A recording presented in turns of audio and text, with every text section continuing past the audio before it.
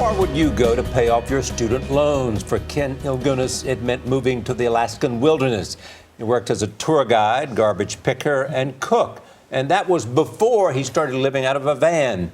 He's sharing his story in a new book. The book is called Walden on Wheels, on the open road from debt to freedom. Ken Ilgunas, thank you. Great to be on. So how did you decide to do this?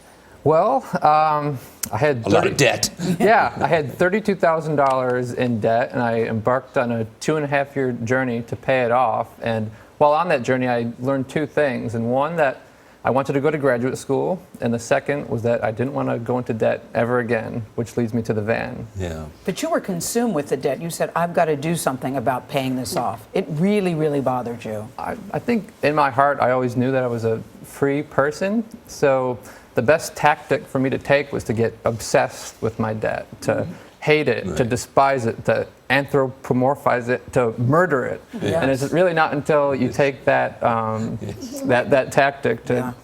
Where did you get that value from? Where did you learn that? How did you know that it was something that could weigh you down for the rest of your life? I don't know. Yeah, I just read a lot of travel books when I was younger, and I was reading about John Muir and Ernest Shackleton, and I wanted to be a free and adventurous person like them, and you can't do that when you get 30 grand in debt. I ask you that because, as you know, college is so expensive. The cost of college increases more than the cost of than inflation, and people are graduating with hundreds of thousands of dollars in debt, and yet there isn't a way to solve that problem. What do you think about that? Oh, geez. Well, first of all, I think you need to go to an affordable school and be realistic about your future.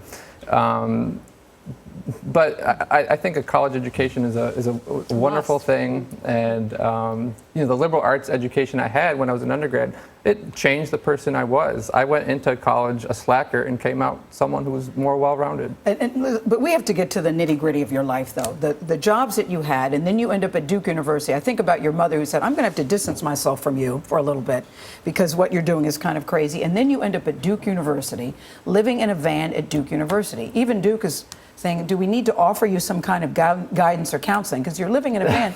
That sounded a little nasty in the book. Explain those circumstances. I hope I didn't embellish the squalor too much. Squalor, in never the a book. good word. For the most part, living in a van, it's not an unsanitary thing. It was more like just living in a really tiny dorm. There were certain inconveniences. Well, there were mice. I did have a mouse in the ceiling upholstery for a couple days. I remember. And when it's hot outside, it is really hot inside the van. But I had a college campus right next to me. I had free Wi-Fi. I had rooms where I can get air conditioning, warmth. You could shower. Compared to a lot of places, I had it pretty good. You had some challenges when you were in the Alaskan wilderness, but you survived them, and now you're getting a Duke degree. So what's next for you?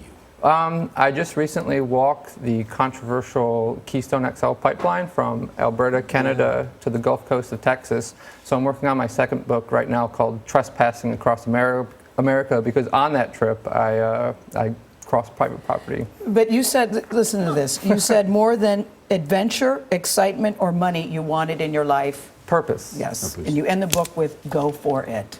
Go for it. Thank you. It's quite a story, Ken. My pleasure. Quite a story.